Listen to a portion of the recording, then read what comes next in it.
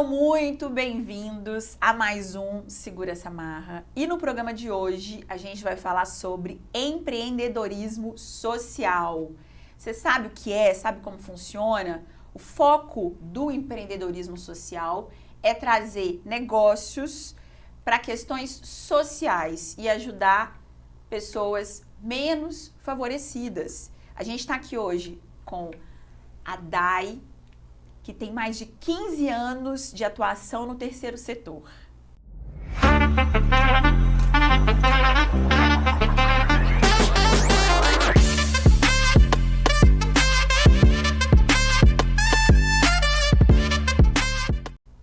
Dai, muito obrigada por ter aceitado o convite, obrigada por estar aqui.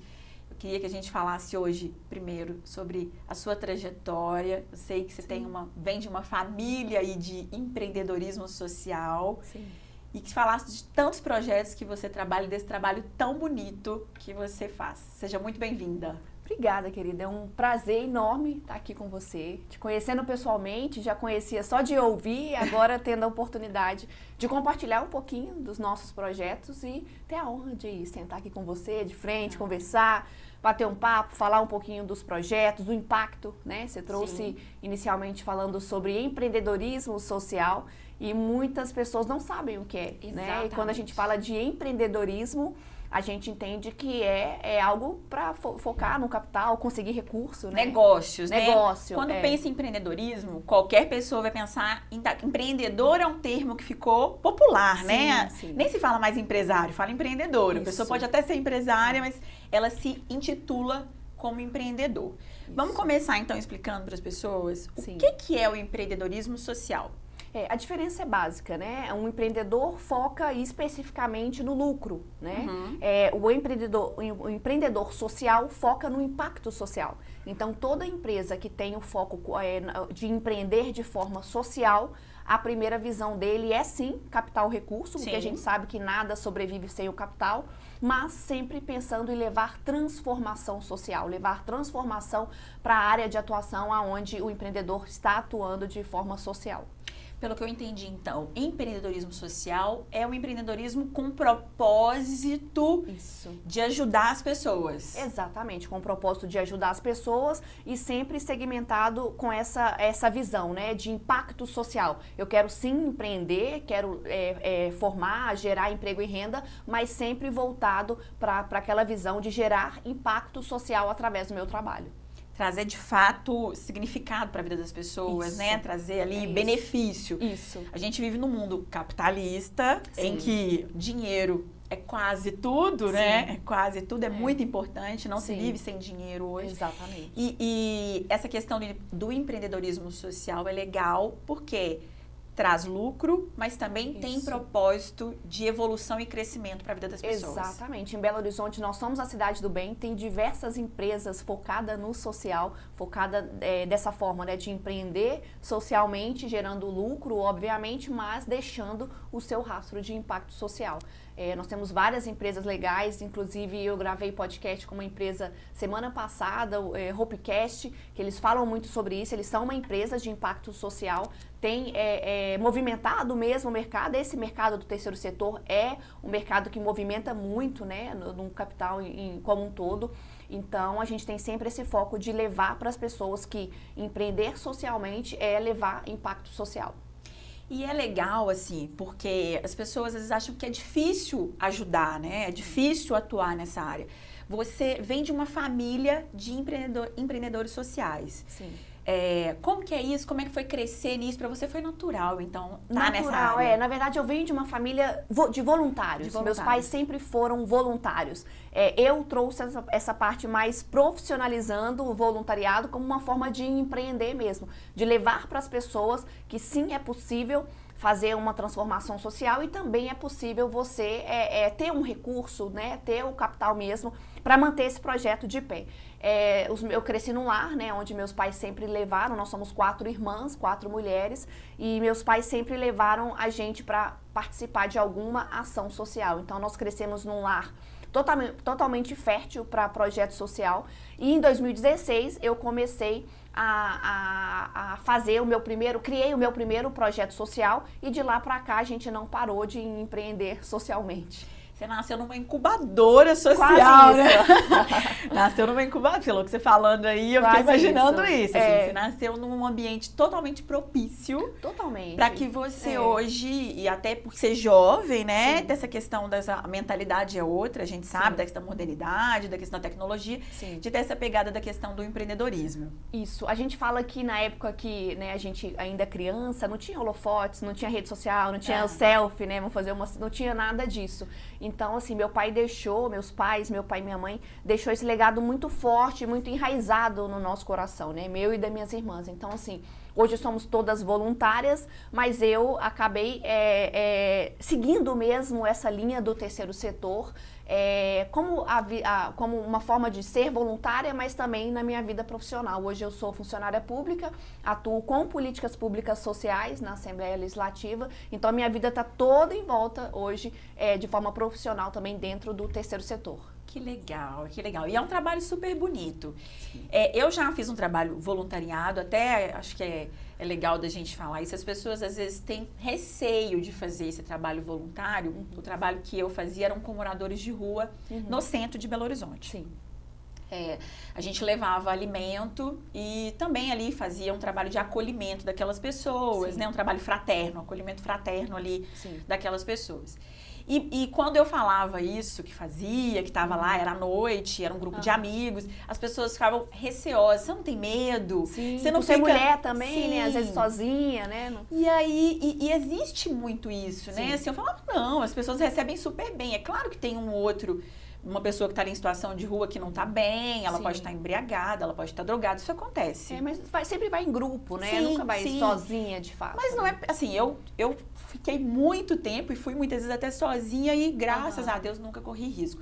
Você recebe esse tipo de questionamento sobre se é perigoso, de pessoas que querem às vezes estar nesses projetos, mas tem receio, ainda alguma resistência? Olha, a gente atua em várias áreas, né? Hoje, através da Rede Solidária, tem mais de 600 projetos que atuam em todas as áreas. Então, assim, se a pessoa vir com esse receio, eu vou direcionar ela para um projeto que talvez ela ache menos arriscado.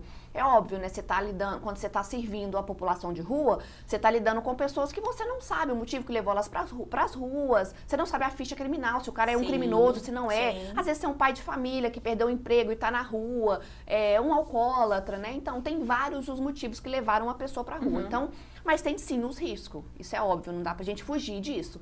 Só que assim, hoje, como nós somos uma rede, né, que a gente tem vários projetos sociais, é um cardápio mesmo, né? O voluntário pode escolher para onde ele quer atuar e para onde que ele tem mais afinidade. Eu nunca tive esse receio, eu cresci na rua, né? A gente sempre fez trabalho voluntário, né? Vou colocar pelo menos, não vou falar que eu sou tão velha, mas pelo menos 30 anos atrás foi quando eu tive minha primeira experiência na rua, né?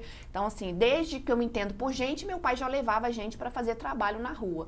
Então, assim, o que eu posso aconselhar as pessoas que têm esse receio, vai e participe, né? Tenha uma primeira experiência e depois você tira a sua conclusão, se foi arriscado ou não. O que eu posso dizer é que normalmente não é. Normalmente é sempre um grupo que já está acostumado a fazer esse projeto. O que eu aconselho não vá sozinha, ou você e uma amiga, não dá para fazer isso sozinha. Tem que ser em grupo mesmo, em equipe. Eu acho que é mais seguro e é até melhor, né, de fazer um trabalho quando você está em equipe. Assim, é mais gostoso, muito né? Mais assim, gostoso. A gente fazia esse trabalho e se divertia muito, porque estava ali rindo, conversando. Exatamente. E falava com as pessoas. E às vezes uma palavra que eu não tenho, o outro tem ali no momento daquele atendimento. É isso. Então, eu também sempre sou uma defensora e por muitas vezes eu falava isso, olha, vai fazer, vamos lá, convidava para ir, para que a pessoa de perto sentisse que de fato não há nenhum risco, né? Há só ganho pra gente que participa disso. Você falou que desde sempre teve essa experiência do voluntariado pela sua família, pela essa incubadora que você nasceu, né? Vou usar isso, hein? Nunca tinha pensado por esse lado. Uma incubadora, né? Que te preparou para ser uma empreendedora social. E de lá para cá você profissionalizou isso. Isso. Então, além de você ter aí, ser funcionária pública nessa área de políticas públicas. Você também, então, atua. Como que é atuar no terceiro setor, nesse sentido?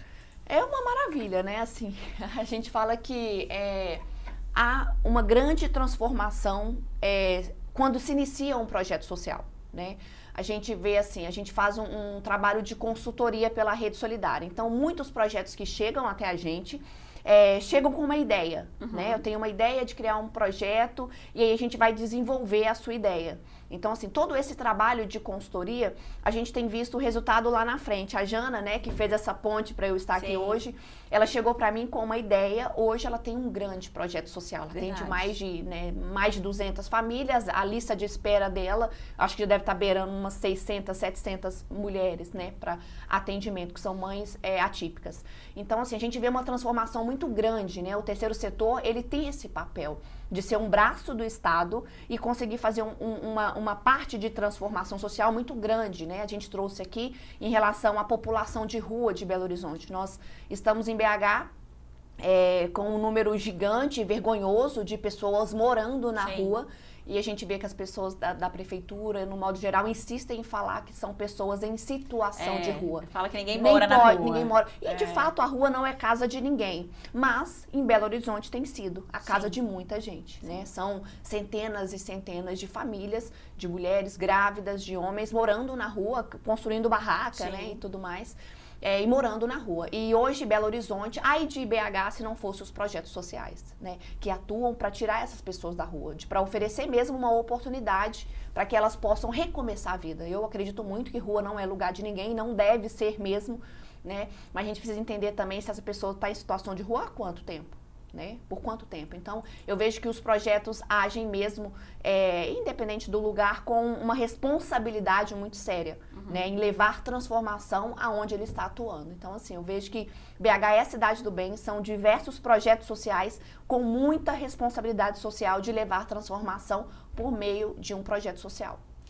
Assim, eu conheci esse, que não é um projeto social, na verdade era um voluntariado mesmo, um grupo né? Que se juntou ali e a gente fazia esse trabalho de levar esse acolhimento e levar um pãozinho, a gente falava até que era a campanha do pãozinho, e levava, né, para essas pessoas na rua e conversava ali um pouco, levava um leite no frio, essa questão do frio, cobertor. Tá chegando, inclusive. Pois a gente, na época do frio, levava os cobertores. Então, assim, era um grupo que fazia esse movimento de acolhimento e de entrega. E as pessoas na rua querem ser acolhidas, é o sentimento que eu tenho, assim. A gente, às vezes, levava alimento, nem era tanto o que eles queriam mesmo... Mas ser ouvidos. Ser ouvidos. Queriam conversar, queriam ouvir e ser ouvidos, pedir uma oração, pedir um abraço. Então, de fato, é o acolhimento que falta. Nem é tanto o alimento. É claro que sim, tem as questões... Importante, sim. Mas... pela minha experiência, que não é profissional, mas como voluntária, de que as pessoas sentiam falta disso, do acolhimento. As pessoas na rua hoje, infelizmente, ainda são invisíveis, né? A gente, ainda mais Belo Horizonte que está esse caos, qualquer lugar que você passa hoje, você sai na rua, você vai ver um morador de rua. E às vezes com a rotina acelerada, a gente não dá atenção de fato. A gente passa e eles se sentem mesmo invisíveis. E ainda tem um ponto mais agravante. Eu fundei um banho solidário em 2016 na Pedreira Padre Lopes e tem uma grande diferença entre moradores de rua e usuários de crack. Então, assim, eles são um pouco mais excluídos mesmo, né? Então, assim, as pessoas já olham colocando como um craqueiro, né? Como um marginal e tudo mais. Então, eles já se sentem um pouco mais excluído do que um morador de rua que está morando na rua. Então, a gente vê isso nitidamente, assim. E, de fato, eu percebo isso também. Quando a gente está em ação, muitos estão com fome, querem comer, precisam de um banho e tudo mais, mas eles querem ser ouvidos. Então, quando você para, às vezes você abraça, a pessoa fala, não, eu tô sujo, não, eu quero te abraçar sim, né? Agora aqui estamos conversando de irmão para irmão, estamos iguais aqui, não tem essa diferença, pelo menos neste momento, vamos entender assim. E aí a gente vai criando relacionamento com eles, vai criando confiança até entender o que te trouxe aqui. Né, o porquê que você está usando pedra, o que te trouxe aqui, há quanto tempo que você está na rua. E a gente vai criando o relacionamento. A gente fala que no banho solidário, a última coisa que a gente quer é dar banho em usuário de crack. A gente quer oferecer mesmo a dignidade para eles, tentar resgatar de alguma forma, porque a gente entende que a droga vai te roubando tudo, né? Te rouba a sua família, te rouba o seu emprego, te rouba a sua vida, te rouba tudo, até que você chega ao ponto que você está refém da droga, né? E a pessoa que está ali já não tem vínculo nenhum com mais nada. E o vínculo que eles têm, muitas das vezes, somos nós, enquanto voluntários. Porque aí você tocou nesse assunto da questão do banho solidário, que é um de muitos dos projetos que você está, né? Sim. Que você está junto. Essa questão das drogas, do crack principalmente, é uma epidemia, né? Total. A gente vai fazer um intervalo agora e aí na volta a gente vai começar a falar sobre todos os projetos que a Dai tem. Não sei se vai dar para falar de todos, mas a gente vai tentar falar o máximo. Vou marcar outros podcasts, me chama, me convida que eu venho. Vou deixar. A gente vai falar de alguns projetos, os principais. Esse do Banho Solidário é muito famoso aqui em Belo Horizonte. É o mais antigo, né? Então a gente tem muito assunto para poder falar aí. Espera aí, é rapidinho, é só um minuto, a gente já volta. Vai abrir uma empresa? Fale com a Marra Master, emissão de certificado digital com rapidez e preço baixo. Cuidar da saúde? Na Marra Master você contrata os melhores planos de saúde para você e sua família. Tá apertado, precisando de grana? A Marra Master atua com crédito pessoal consignado e empréstimo para empresas. E para ficar tranquilo em todas as áreas, a Marra Master é agente das melhores seguradoras. Marra Master, WhatsApp 31 981 17 0996. Voltamos para falar sobre empreendedorismo social. A gente estava no bloco anterior falando do Banho Solidário, que é um projeto seu, que está na ativa. E há quanto tempo, Dai? 8 anos. 8 anos. 8 anos. 8 anos que você está com esse trabalho na Pedreira. Isso. O Banho nasceu na Pedreira Padre Lopes, né? A gente tem uma Cracolândia a céu aberto, infelizmente. Está bem pertinho aqui de vocês. E a gente percebeu que há uma grande diferença em trabalhos voluntários com a população de rua e trabalhos voluntários com usuários de crack.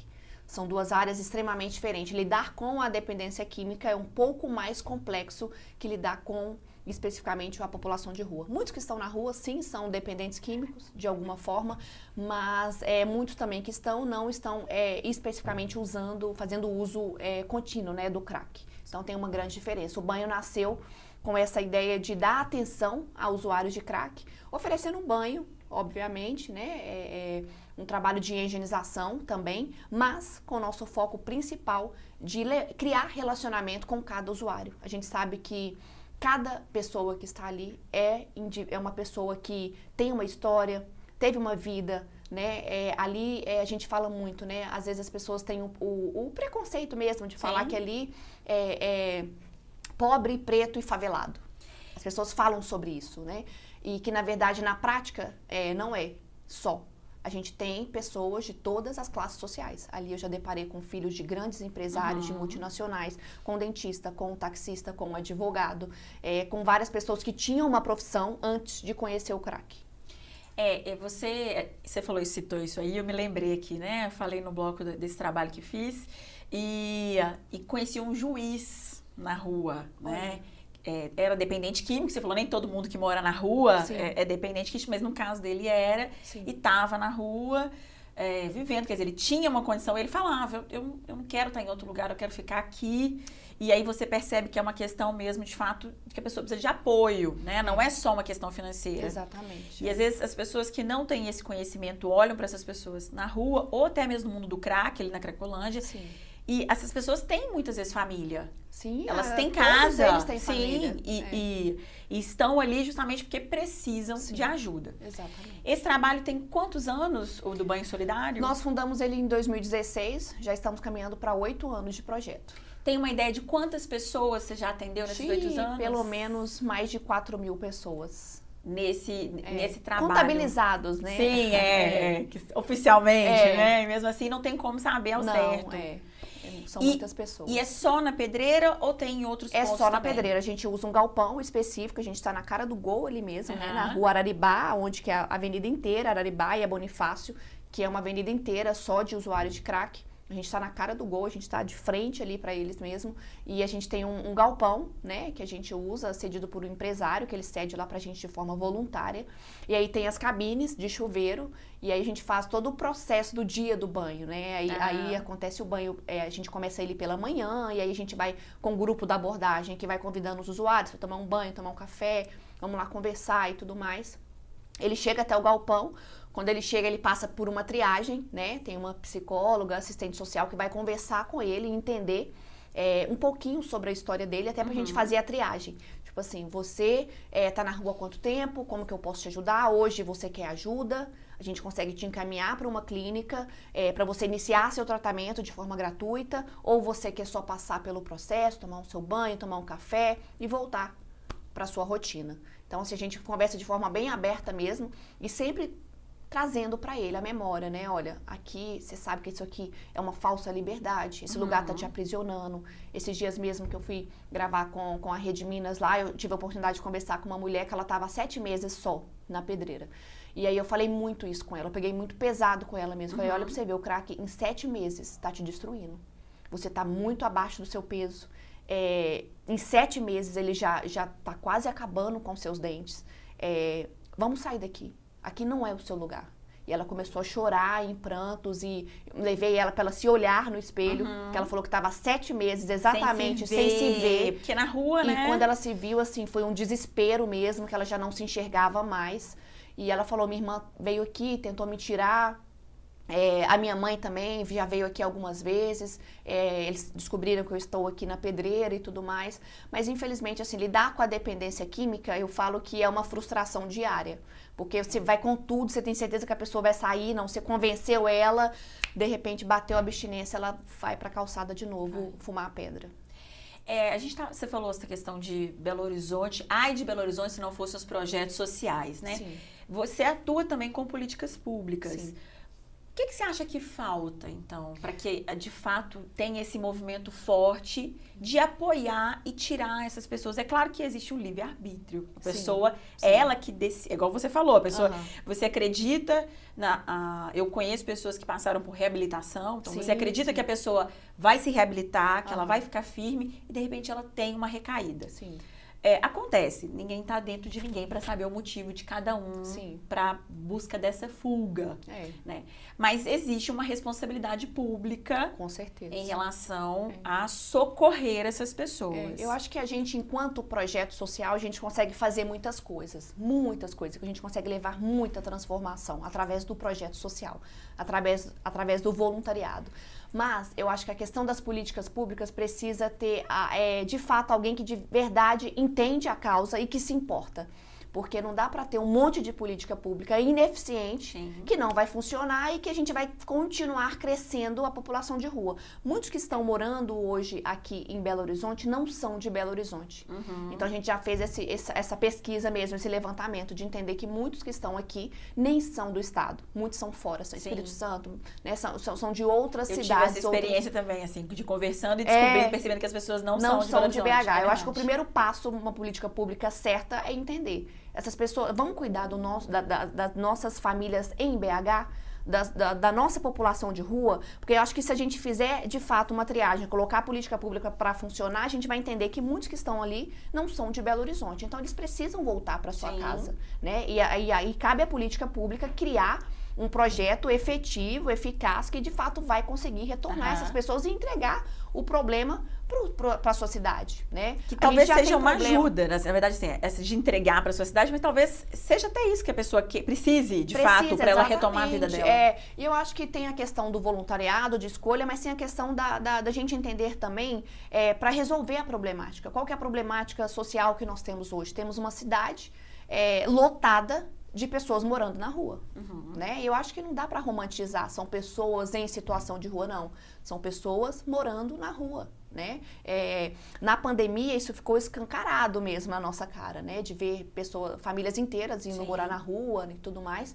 Então, a gente precisa ter essa consciência. Eu acho que quando a gente coloca as políticas públicas para funcionar, as coisas vão começar a trazer um retorno positivo para a cidade, né? E entender a dificuldade, as pessoas que estão na rua e que são de Belo Horizonte, como que a gente pode fazer para, de fato, fazer com que ela não esteja mais morando na rua, né? Oferecendo um trabalho, oferecendo uma oportunidade, oferecendo uma casa, Sim. né? O que a gente pode fazer que está no nosso alcance? Mas vamos separar, vamos nos organizar, quem é de BH, quem não é, e a gente consegue ter um número, né? Porque hoje nem a prefeitura sabe falar. A prefeitura Sim. fala de um número de 5 mil. A última pesquisa da UFMG, eles fizeram uma pesquisa que tem mais de 12 mil pessoas morando na rua. Então, eles não estão entrando em acordo aí, tá uma desordem total. Então, acho que a gente precisa colocar políticas públicas em prática, mas ouvir quem, de fato, tem experiência na área. São quantos projetos sociais que, de fato, estão cumprindo o papel, muito mais do que uma secretária da assistência social que está na sua sala, debaixo do ar-condicionado, dando ordem. Então, assim, ouvir mesmo. Eu falo que o terceiro setor, ai da prefeitura, ai do Estado, ai do Brasil, a gente viu o Rio Grande do Sul, né, agora, civil cuidando de civil. Sim. Se não fosse o braço forte do voluntariado, pensando em BH, eu lembro que em 2020... a cidade fechou, né? Nós fomos a última cidade a abrir, né, do Brasil, e todos os restaurantes foram fechados, obviamente, os privados e também os públicos. Sim. Os restaurantes populares também foram fechados. E a população de rua? O nosso prefeito, na época, não deve ter tido a consciência, juntamente com a nossa secretária da assistência social, acho que eles deram amnésia, cadê a população de rua? E, de fato, não preocuparam. Então, quem foi para a rua foram os projetos. Sim. Nós atuamos nas 9 regionais, foram mais de 40 projetos sociais que atuam só com a população de rua, e nós fomos para a rua em plena pandemia, servir comida para essas pessoas, né, entregar comida, e nós entregamos mais de 270 mil marmitas durante a pandemia. Então, nós fizemos um trabalho de força mesmo, do voluntariado, fomos um braço da prefeitura e fizemos um excelente trabalho. E com custo, assim, mínimo. Sim. Porque se fosse também entregar isso na mão da prefeitura, ficaria milionário, né? Um custo de uma ação como a nossa. Então, assim, eu acredito muito que políticas públicas é importante, né? Mas a gente precisa entender que as políticas públicas precisam ser eficazes. Eu quero saber se você tem algum caso legal, assim, marcante, o que te marcou nessa questão do banho. Mas você tocou nessa questão da política pública, eu acho que é importante a gente falar, né? O custo para o voluntariado é Se fosse o custo pelo Estado, seria outro. Completamente diferente. Por que isso acontece? Porque eu tô dizendo isso como uma pessoa que não sou tão envolvida assim nesses projetos e percebo isso claramente. Como é que um grupo de voluntários consegue alimentar famílias, consegue dar banho e cuidar de pessoas usuários de droga, de moradores de rua, e o próprio Estado, né, que é rico, que tem a maior, né, o volume de dinheiro do Estado é muito maior do que do voluntariado, né? O recurso financeiro do Estado é muito maior do que o de um grupo de voluntários. Por que você acha que acontece isso? Como é que você vê isso pessoalmente, assim? Isso é cômico, né? Eu estava semana passada visitando um projeto lá no Guarani.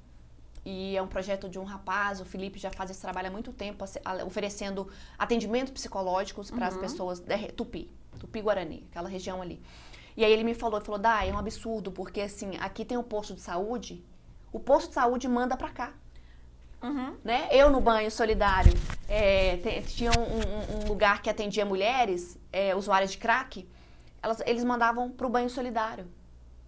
Então, assim, é vergonhoso a gente ver isso acontecendo, mas é real. E por que nós, enquanto voluntário, enquanto terceiro setor, conseguimos fazer trabalhos com muito mais excelência, com muito mais resultado e muito mais barato?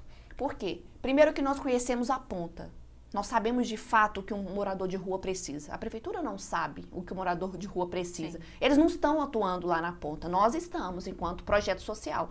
Então, nós sabemos. E nós unimos força do voluntariado para cada um vir agregando o que ele tem com a sua expertise. Seja um médico que vai poder oferecer algum tipo de atendimento médico, seja uma cozinheira, uma nutricionista que quer servir como voluntária.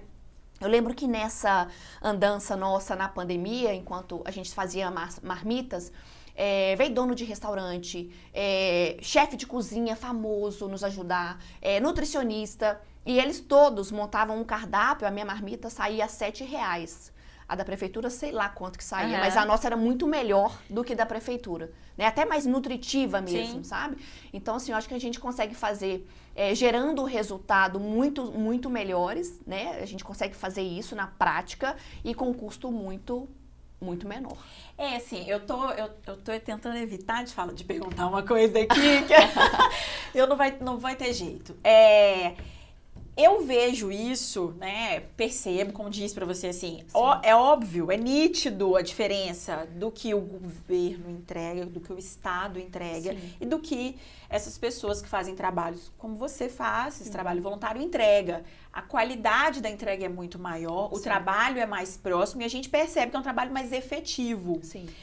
O que me parece, assim, a percepção que eu tenho como leiga novamente, não tô me isentando, mas é de que talvez seja uma questão de para onde vai o dinheiro?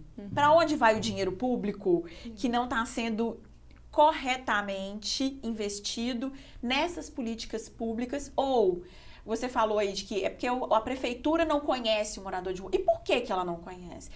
Não tem uma ligação, não tem como a gente fazer uma ponte entre, de fato, esse voluntariado e o poder público para que a gente seja mais efetivo no atendimento dessas pessoas? Com certeza. Se tiver boa vontade em ambas as partes. O que está faltando? O que falta? Eu acho que falta essa ponte mesmo de conexão, assim, vamos colocar aí, desde 2017 eu bato na porta da prefeitura para apresentar projetos. Sim. Então a gente sempre tenta fazer essa ponte. Ei, secretária, tem esse projeto social aqui que está entregando moradia para a população de rua. A senhora tem interesse em conhecer, em conversar com ela? Porque vocês têm a máquina, vocês conseguem ajudar. Eu particularmente, assim, né, já que você trouxe isso, eu acredito que, assim, quanto menos intervenção pública, melhor. Sabe? Só que pra gente, enquanto terceiro setor, é um pouco mais complexo porque eles acabam tornando um processo um pouco mais burocrático. Sim. Mas precisamos da ajuda, né? Eles têm a máquina pronta para fazer. E um projeto social... E responsabilidade, né? Eles têm a máquina pronta e têm a responsabilidade. Exatamente. Não dá pra gente tirar a responsabilidade do Estado e também não entregar a responsabilidade inteira pro Estado. Sim. Então eu tento trabalhar assim, sempre em equilíbrio, né? Mas é difícil, a gente fica equilibrando os pratinhos mesmo, é um desafio muito grande, mas o que eu tento fazer e tento falar isso, esses 4 anos de Assembleia, eu já levei centenas de projetos sociais para conectar com o setor público, pessoas que têm a máquina na mão, né? São quantos? São mais de 70 deputados estaduais e cada um tem muito dinheiro de emendas parlamentares para desenvolver mesmo ações. Então, eu tenho feito essa ponte, assim. Só que eu acho que falta um grande interesse, vou te falar desses últimos governos da prefeitura, falta um interesse mesmo deles conectarem com quem está fazendo. Sabe? Eu acho que falta interesse, a palavra é essa. Sim. Falta interesse de ouvir projeto, de entender que esse projeto está fazendo um trabalho que deveria ser da prefeitura, mas que ele está fazendo um trabalho com muita eficiência. Eu tive a sensação, você falando assim, eu tenho até que tomar cuidado, que é porque esse tipo de projeto não ganha eleição, né? Esse tipo de projeto, esse tipo de apoio não ganha eleição. Então, eu não vou dedicar a um projeto social que não vai me trazer benefício político. Então, assim, eu trouxe isso justamente porque é triste você ver que quem tem a máquina, aonde tem o dinheiro, não está alocando, direcionando ele para onde de fato é necessário. Sim. E eu tô dizendo isso porque eu como cidadã, né, me questiono e vejo situações na cidade, que eu falo assim, mas por que está sendo feito de novo? Né? Você viu a ciclovia milionária que o prefeito acabou de fazer, né? Então, assim, a gente fica realmente nos perguntando, será que é tão necessário? É importante? Sim, mas temos uma problemática gigante na cidade, que é a população de rua. Tá vergonhoso, por isso que eu até fiquei cuidadosa para falar disso, porque eu sei que a gente está falando vai refletir em outras coisas aqui, mas é porque é indignante você perceber isso, né? É o que você falou da ciclovia, é o que a gente está falando do Rio Grande do Sul, quer dizer, é o civil cuidando do civil e sendo que a máquina pública é uma máquina de fazer dinheiro, na verdade, total, né? Esse monte de imposto que a gente está pagando. É uma máquina de fazer dinheiro. É um cofre gigantesco que multiplica dinheiro. Fim, né? Pois é. E aí, de fato, do que é necessário, não é entregue. Mas eu acho que você foi no ponto que, para bom entendedor, meia palavra basta. É uma pauta que não traz voto. Então fica a Deus dará mesmo. É triste ver isso. A gente vai para mais um intervalo e na volta a gente vai falar de um projeto muito legal que a Dai tem, que é sobre o Maio Laranja. Isso. A gente vai falar disso na volta, no intervalo. É rapidinho, espera aí, a gente já volta. Vai abrir uma empresa? Fale com a Marra Master, emissão de certificado digital com rapidez e preço baixo. Cuidar da saúde? Na Marra Master você contrata os melhores planos de saúde para você e sua família. Tá apertado, precisando de grana? A Marra Master atua com crédito pessoal consignado e empréstimo para empresas. E para ficar tranquilo em todas as áreas, a Marra Master é agente das melhores seguradoras. Marra Master, WhatsApp 31 981 17 0996. Voltamos para falar sobre empreendedorismo social e no último bloco, né, a gente vai falar sobre o Maio Laranja. Antes de falar do Maio Laranja, eu quero falar sobre a Rede Solidária, que é, né, o que você apoia. A Rede Solidária é, na verdade, quem é a mãe de todos os projetos. Que honra! A rede nasceu em 2018 com essa ideia de conectar projetos com o setor público, com o setor privado, com o voluntariado. E a gente nasceu com esse propósito de ajudar projetos. O que acontece? A gente percebe que Belo Horizonte é a capital do bem. São diversos projetos espalhados na nossa cidade, nas 9 regionais, tem projeto bom de impacto. Só que também a gente percebe que muitos projetos nascem e muito projeto morre por falta de recurso, por falta de pequena gestão. E a gente entendeu que a rede precisava nascer com esse intuito de cuidar do projeto. Porque se eu cuido de um projeto, ele vai atender centenas e às vezes milhares de pessoas. Então eu preciso primeiramente fortalecer o projeto para que ele continue tocando o seu propósito mesmo, né, de acordo alinhado com o porquê que ele nasceu. Então, dentro da Rede Solidária, você ajuda quantos projetos? Eita, a última vez que nós fizemos esse mapeamento, nós colocamos 600 projetos sociais. 600 projetos sociais que você acolhe, ajuda. Sim, presta consultoria, faz conexão.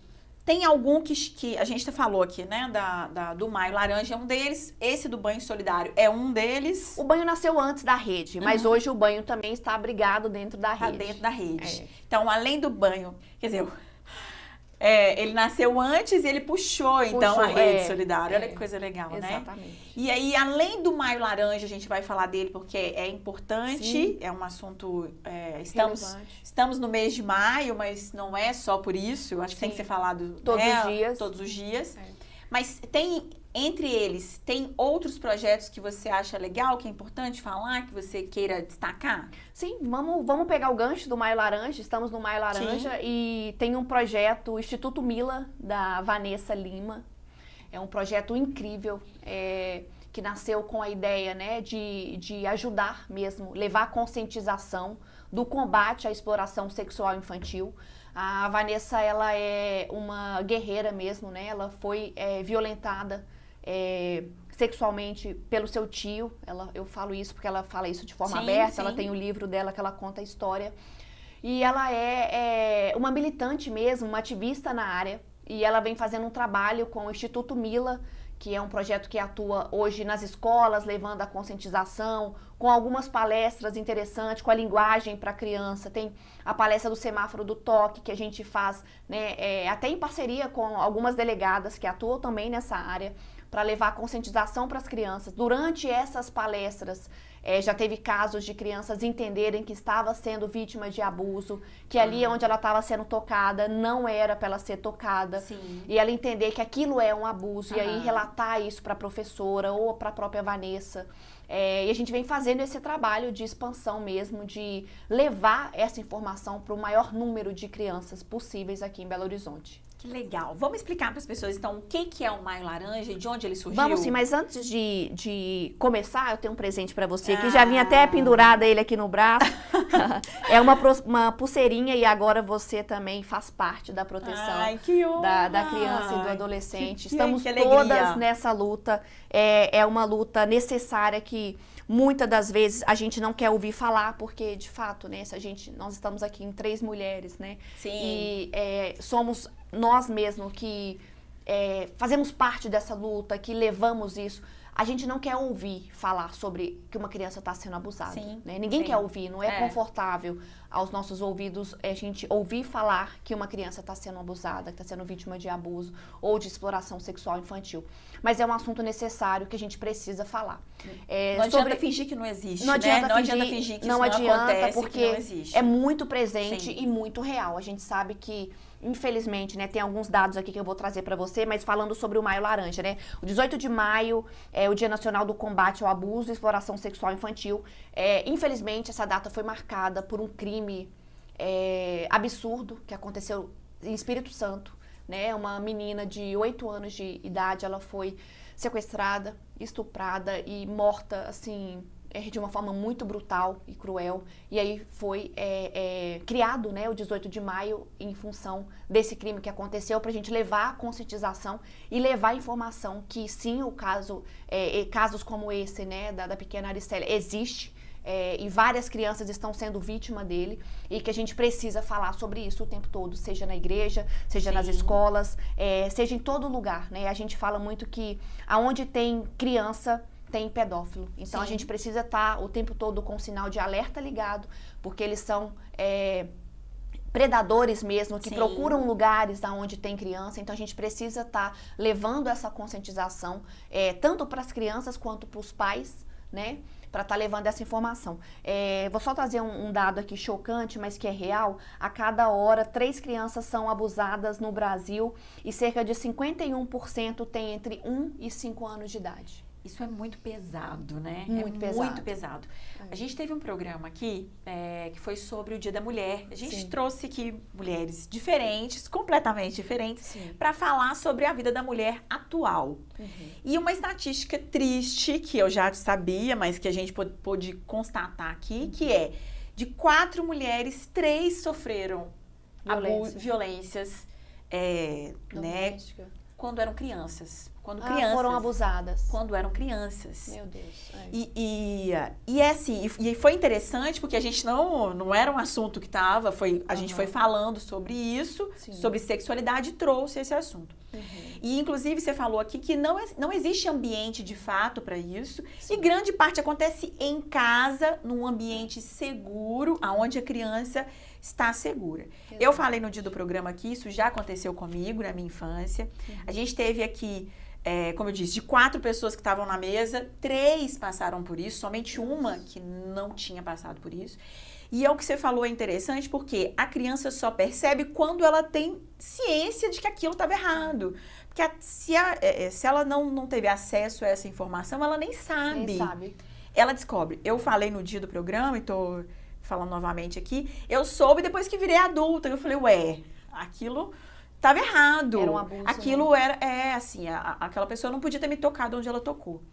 E aí, aqui falando, a gente teve aqui uma cantora, a Suelen Araújo, que contou que dentro da igreja, ela também aconteceu isso. Então, assim, de fato, não tem idade, não tem lugar. A gente teve aqui a empresária Kátia, que também contou o que aconteceu com ela, que ela se sentiu culpada por isso, sabe assim, que demorou muitos anos para que ela entender que ela não teve culpa do que aconteceu. Então, de fato, isso acontece em todo lugar. Em todos os lugares. Assim... E eu fiquei muito honrada com o presente e, de fato, é uma causa que eu acho importante que a gente fale, e falei isso no dia do programa e reforço aqui, a gente tem que se habituar a falar sobre sexualidade com as crianças para que elas entendam o que pode e o que não pode. De uma forma lúdica mesmo, Sim. né? Tem algumas delegadas aqui em Belo Horizonte que têm feito um trabalho incrível nas escolas para levar mesmo para as crianças. Às vezes a criança não aprende em casa, os pais não falam o que é certo, o que é errado, o que pode, o que não pode. E como você trouxe também, é um dado muito grande, né? Muitos abusos acontecem também em casa. Sim. Né? Então, por isso que é importantíssimo a gente levar essa informação. E a gente está com um projeto muito legal de levar assim, para todas as escolas, né, esse projeto dessas palestras. É extremamente importante, como você trouxe, né, a sua amiga trouxe em relação que ela sofreu abuso dentro da igreja. Teve a CPI da pedofilia, né, a gente acabou vendo que teve uma cantora em um concurso que ela trouxe sobre a ilha de Marajó. Sim. E aí foi um despertar para todo mundo. Todo mundo começou a falar sobre a ilha de Marajó. Sim. Mas há quantos anos que tem esses casos na ilha de Marajó? Ela só gritou o que acontece não só na ilha de Marajó, mas em grandes cidades periféricas, né? A ilha de Marajó está em todos os lugares. Sim, né? isso. A gente fala muito sobre isso. Assim, eu tenho feito algumas palestras, né? Levado as palestras de combate à pedofilia nas igrejas, em vários locais onde eu posso estar. E a gente fala muito sobre isso. A ilha de Marajó está em todos os lugares, né? Houve um despertar, sim. para isso, mas que a gente precisa entender que de fato, o crime acontece e não para de acontecer. Às vezes, o meu vizinho, a minha vizinha está acontecendo e a gente precisa estar com esse sinal de alerta. Tem um texto que eu queria ler ele bem rapidinho, ele é bem curto. Ele é do senador Magno Malta, quando ele começou lá em 2008 a CPI da pedofilia, que prendeu muito bandido, muito pedófilo, né? No país inteiro. Fazendo a CPI da pedofilia, conseguiu prender muita gente e libertar muitas crianças. E ele trouxe durante uma fala dele, nessa CPI, essa frase assim, a pedofilia no Brasil está nas colunas sociais. A pedofilia no Brasil mora em condomínio de luxo. A pedofilia no Brasil veste toga, veste estola. A pedofilia no Brasil tem divisa, tem patente. A pedofilia no Brasil tem mandato. A pedofilia no Brasil reza missa, faz culto, disse o senador Magno Malta. Então, a gente sabe que esse crime está em todos os lugares. Não tem um lugar que seja seguro, né? E não é só preconceito, é burrice achar que isso tá só na periferia, que isso só tá na favela, só tá lá em Marajó. Só tá em Marajó. Não, é porque assim, como você disse, por exemplo, é um preconceito que as pessoas colocam, idealizam uma coisa. Eu não sei se é muito tentando fugir da realidade ou fechar os olhos, que é como você disse na questão do o usuário de crack, ele não é só o pobre, o cara, a pessoa que é desfavorecida financeiramente, economicamente, não. Tem pessoas, como eu te falei, eu conheci, juiz, pessoas que têm condições financeiras boas ou têm estudos, são instruídas e acabaram, pelas questões pessoais da vida, caindo nisso. Isso. Da mesma maneira, as pessoas veem essa questão do assédio sexual, do abuso sexual, como uma questão só periférica. E não é. Pra você ter ideia, esses dados reais, a gente estava numa reunião com uma das delegadas que atua nessa área em Belo Horizonte e a gente foi fazer uma pesquisa para ela e algumas praças que a gente queria entregar a cartilha do Instituto Mila. E aí, em conversa com ela, eu perguntei, delegada, passa pra gente algum local que a senhora acha, alguma regional, que seria mais importante a nossa atuação. E aí ela me respondeu com muita tristeza nos olhos, falando, Dai, não tem. Aí eu falei, uai. Ela falou, não, mas como não tem? Ela falou, não, da Zona Sul à Zona Norte, do Venda Nova ao Belvedere, tem casos de abuso. Então, tá em todos os lugares. Então, trabalhos como o de vocês precisam estar nas 9 regionais de Belo Horizonte.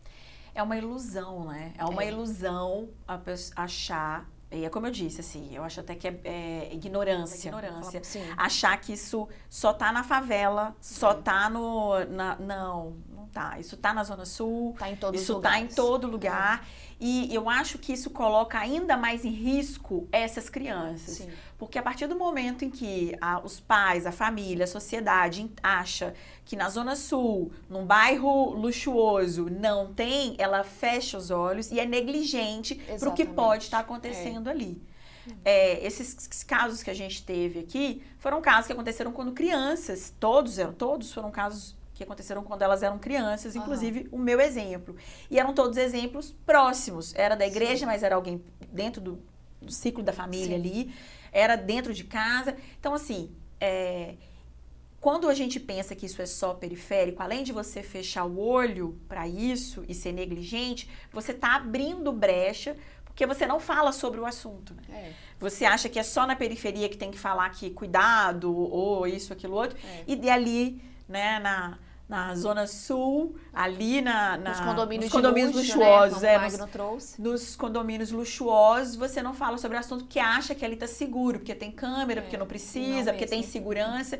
E aí eu acho que o risco é ainda maior, porque se você não tá falando sobre isso ali, você tá deixando brecha para que aquilo ocorra sem que a criança, inclusive, perceba.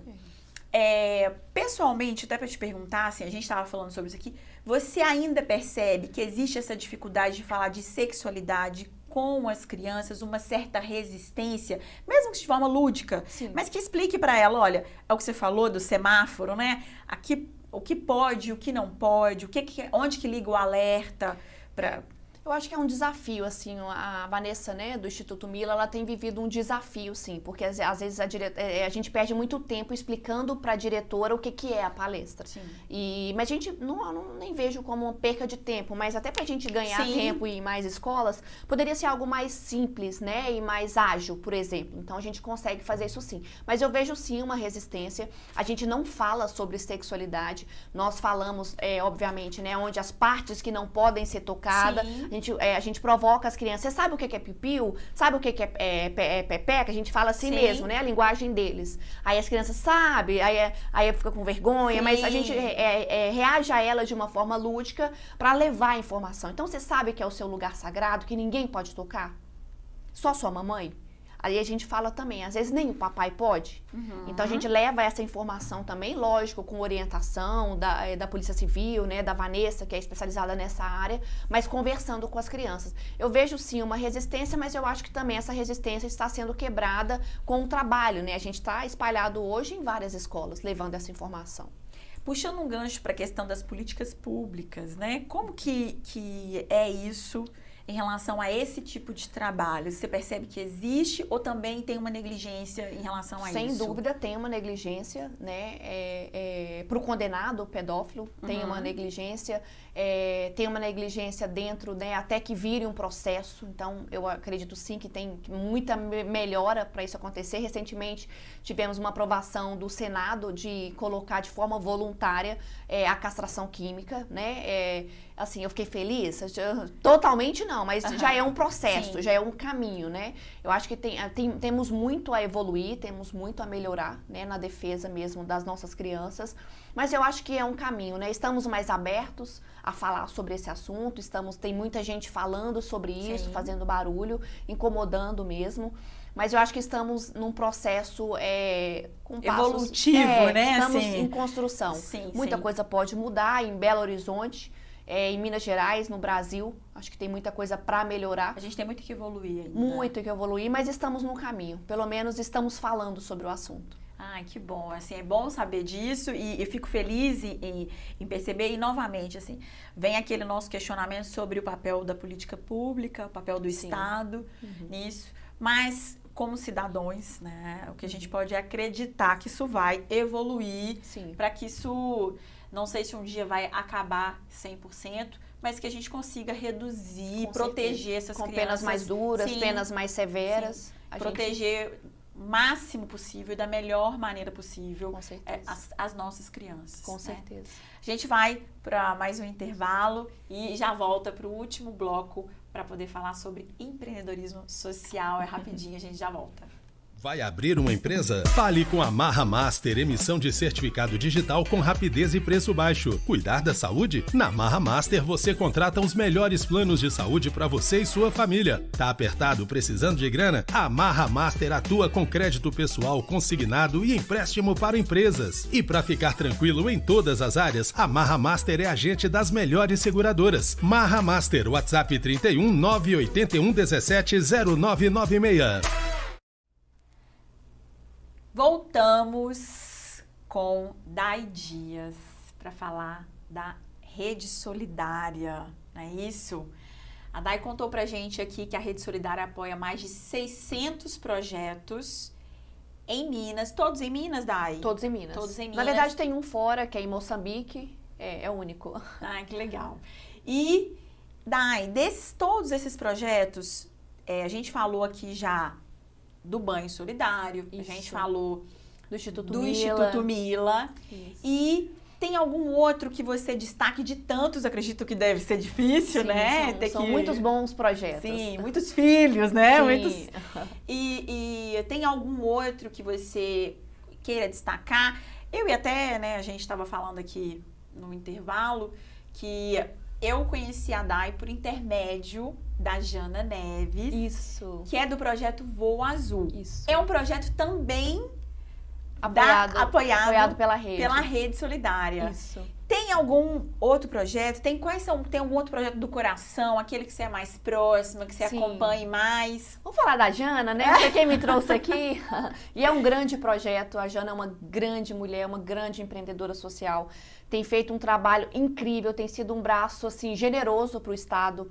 Ela tem atendido mais de 600 mães, né, com um custo social, né? Uma mãe de um autista, ela precisa de pelo menos 4 profissionais, no mínimo. Sim. E ela tem feito essa ponte, né, ajudado essas mães, buscado apoiadores para atender essas mães com baixo custo.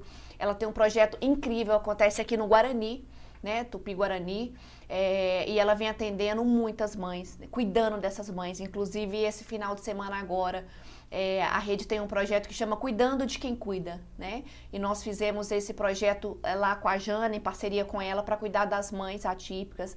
E foi um trabalho muito bonito. Eu tive um pouquinho de experiência de viver por uma hora todo o processo que essa mãe vive com uma criança, né? Enquanto uma mãe estava fazendo a unha, eu fiquei por conta de uma criança. E eu te falo que eu fiquei exausta. Eu falei pra Jana, falei, amiga, como que essa mulher dá conta? A criança extremamente agitada, ela é autista num nível 3. Sim. Então, assim, é um desafio diário que essa mãe vive.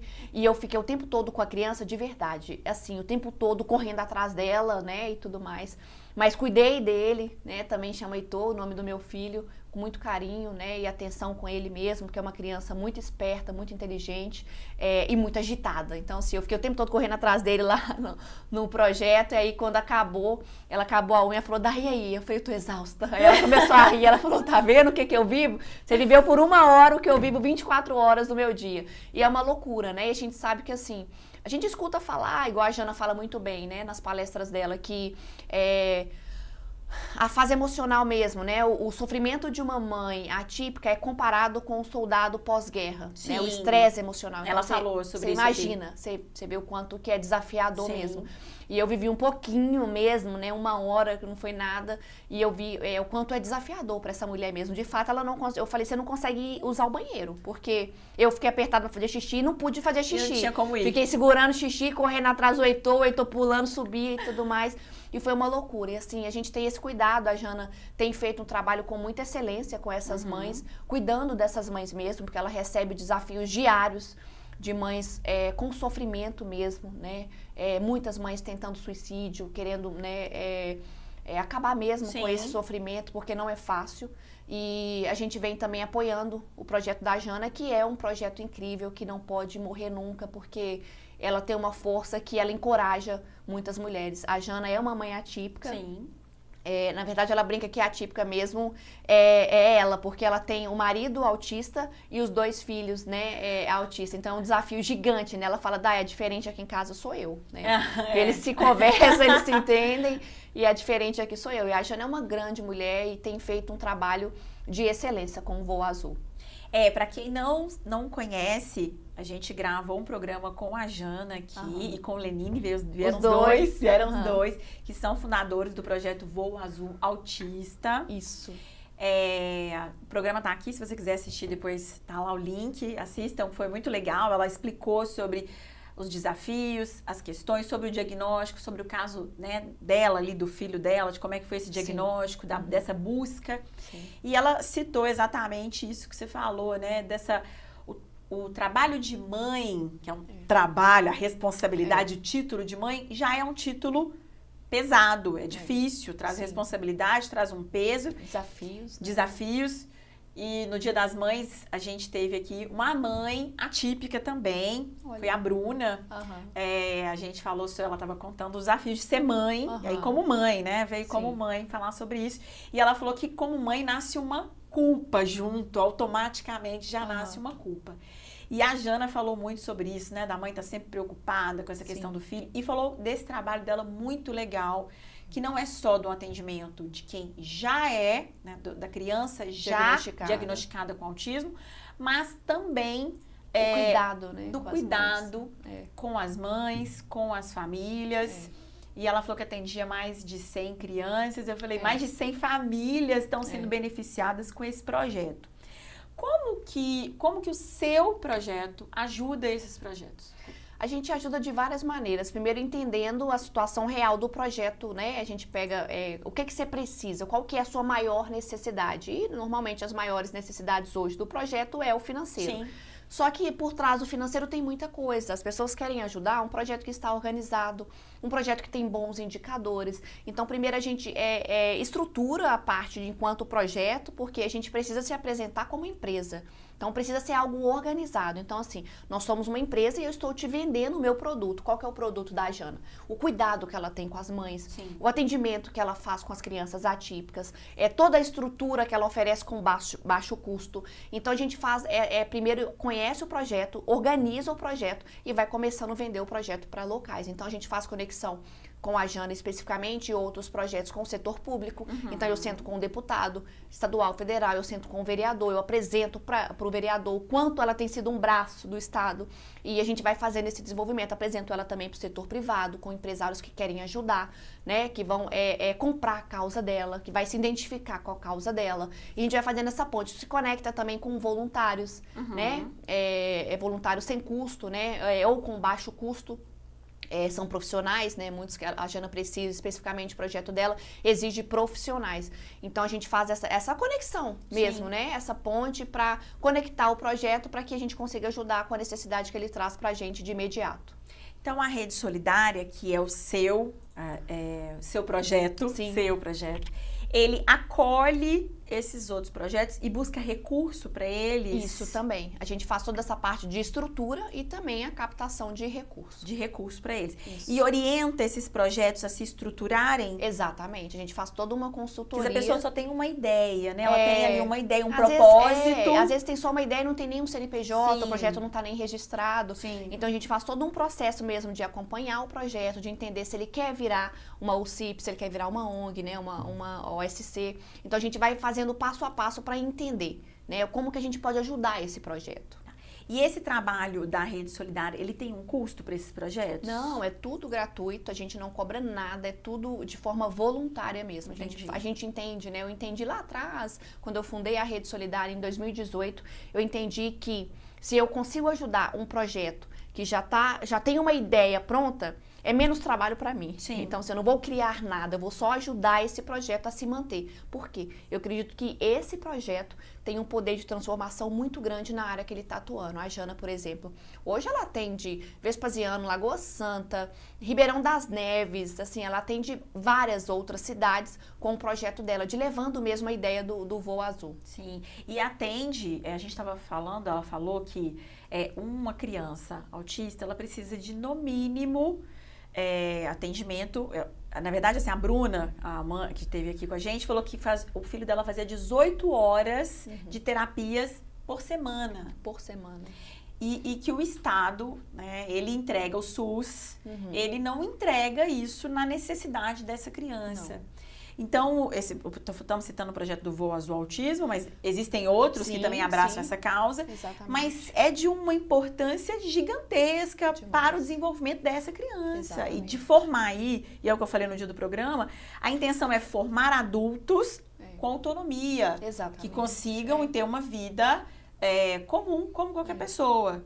Então, o projeto dela é importante nesse sentido de desenvolver essas pessoas. Com certeza. Né? E por isso até que eu a convidei, eu amei descobrir o projeto, descobri várias coisas que eu não sabia. Sim, inclusive, é um aprendizado, né? Muito! E eu falei com ela no programa, falei várias vezes aqui, eu falei, primeira coisa que autismo não é doença, foi a primeira coisa que eu descobri. Exatamente. Vindo aqui, trazendo ela aqui, conversando com ela e com o Lenine, que são fundadores Isso. do Voo Azul Autismo.